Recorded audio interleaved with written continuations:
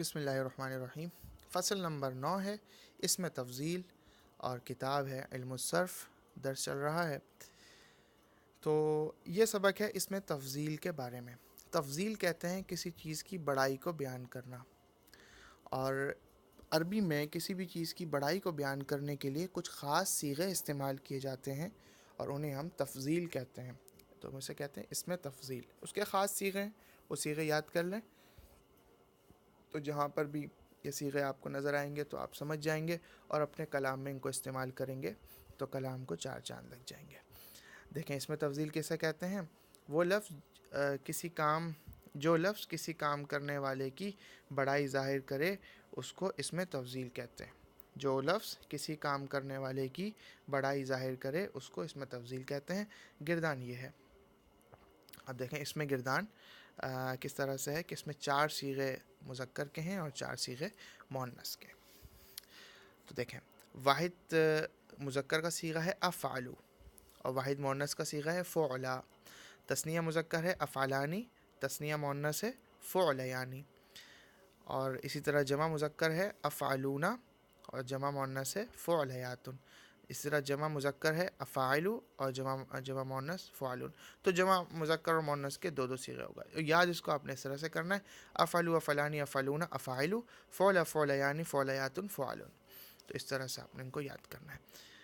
تو یہ صیغے ذہن میں رکھیں گے تو انشاءاللہ اس میں تفضیل کے صیغے جب بھی آئیں گے آپ کے سامنے تو آپ ان کو پہچان جایا کریں گے۔ قاعدہ دیکھ لیتے ہیں کہ اس میں تفضیل واحد مذکر ہمیشہ افعلوا کے وزن پر بنا لو، ہمیشہ یہ افعلوا کے وزن پر بنے گی۔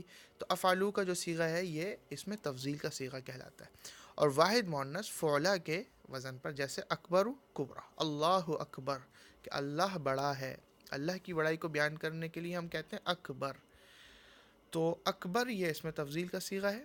یہ آپ کو پتہ چل گیا، آج تک آپ اللہ اکبر کہتے آئے لیکن آپ کو یہ نہیں پتہ تھا کہ اکبر یہ اس میں تفضیل کا صیغہ ہے۔ تو آج سے ذہن میں رکھیں کہ افعلوا کے وزن پر اکثر اوقات اس میں تفضیل